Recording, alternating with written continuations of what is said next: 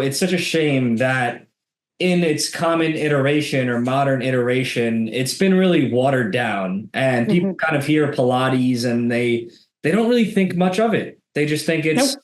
some random thing that a bunch of women at the local YMCA do, and maybe it's not that essential or important or meaningful and deep, or people don't really know anything of it, rather than maybe it's lumped in with yoga or It stretching is. or well, I don't know Yes. what's going on. So let's get to the bottom of what it actually is. Can you mention where Pilates comes from in origin, either Yes. geographically or culturally, or how did it come about? Yes. So I'm going to give a version that if you're out there Googling and fact checking, some of these may be slightly off. So it's because it's coming from my memory right now. So Pilates originated in Europe by a man named Joseph Pilates. And I mean, it's aptly named after him.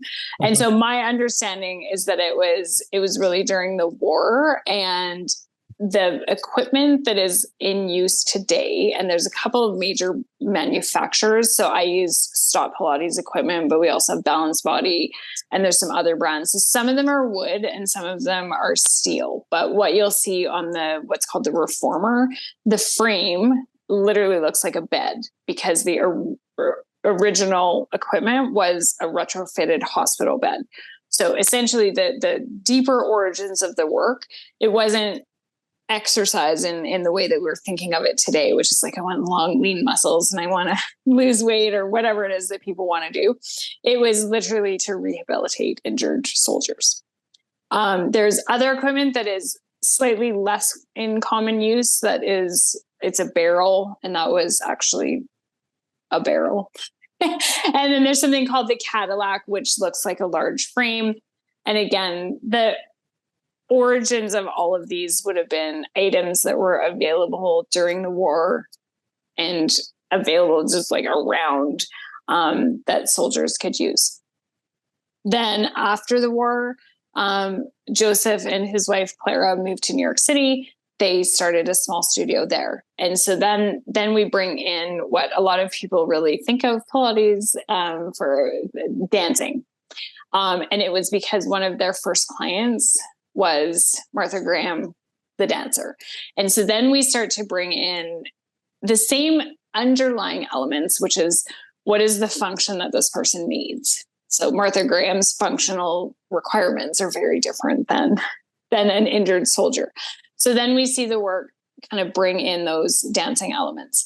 There was, I cannot remember his name, but there was a well-known boxer that they worked with. So again, we're going to kind of then see some of that athleticism brought in. Now, what's actually important, is that Pilates was a one-to-one work. So it wasn't in a gym setting. I don't even know in those years where in New York City you would have gone to, like, we didn't have fitness clubs anyways, but it wasn't around and it wasn't ever delivered in that format. So there's these, I actually find them amazing. There's these incredible archival photos of Joseph working out with his clients, and he's like a very barrel-chested German man, often wearing like Speedo kind of garment, and that's all he's wearing is he's instructing. And I'm like, whoa, that would be like levels of illegal today. Because sometimes there's at least one image where he's standing literally on a client's stomach, but the idea was rooted really in what we would kind of call more of a rehab methodology, and it was never called Pilates back in those days. It was called contrology. So that's kind of the root of it. And then there's a jump in history where Joseph died, and he had trained a teacher named Romana. And then there's some other folks that are kind of in that elders circle of Pilates, but he passed his work down. And the way that was done was that Romana worked in a studio. So we didn't have teacher trainings where you paid X number of thousands of dollars and you got a manual. You did it by way of apprenticeship, essentially. So Romana became kind of the link. The studio passed hands, and then we jumped forward into the 90s, where there were a few companies producing equipment commercially. There were a few places to take Pilates training. So when I first encountered it, I knew you could do it in New Mexico. No offense to anybody in New Mexico, but I live in Canada. I'm like, I know New Mexico is a state. I don't know where it is. I don't know. I don't know how we would get there from where I am. So even when I first encountered it, you really had to be committed to the idea of either Contrology or Pilates to go and do a teacher training. The equipment was really hard to come by, etc. So the turning point for all of this into our really modern culture, and where you see it in every gym and you see it everywhere and it's all over the place, was actually 1999. So the studio that Joseph had started passed to Romana, and it eventually landed in the hands of a gentleman who is still very much alive and well. His name is Sean Gallagher, and he ended up initiating a lawsuit regarding the trademark name of Pilates. And that ended up, from my understanding, all the way in the Supreme Court of the United States.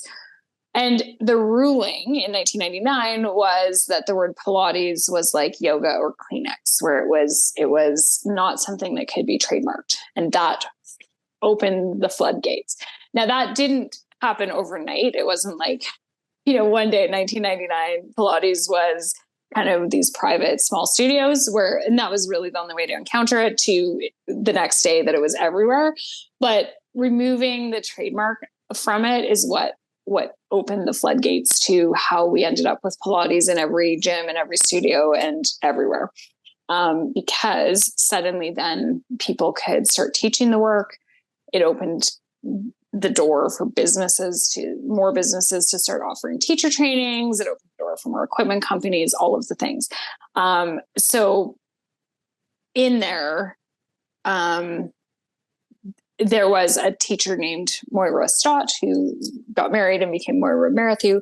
And that is actually the genesis of Stott Pilates, which is the world's largest global Pilates company. That's where I did my training, and they're actually based in Toronto. And she went to New York and trained with Romana. So it would have been kind of pure form Pilates, because she was an injured dancer. She brought that work back to Toronto and wanted to work with it. And she had a friend who was a physiotherapist, and the friend was like, whoa, normal people can't do this stuff. Let's kind of break it down. And so she's another really instrumental person in kind of how Pilates became popular, because she created levels to the work, and she created modifications and brought in props that weren't as available in the original work. And so then it became something that everybody could do, because the way that I can teach Pilates, you can walk in here never having exercised a day in your life, and we can bring in those Pilates concepts. I can use props, we can modify the work, the original body of work. I actually was able to take a class once with Moira where she taught it the way she learned it, and like I was dying, and I'd been teaching Pilates for like 15 years. And I was like, oh, okay, no. I can't even do this. So she was really instrumental as well and she's not really credited with that often, but she was really instrumental in kind of bringing what we often see in a gym setting into popular culture. So that's kind of the roots of it. And I teach it a little bit more how I learned it, which is in a private setting, one-to-one, focused on that functional component.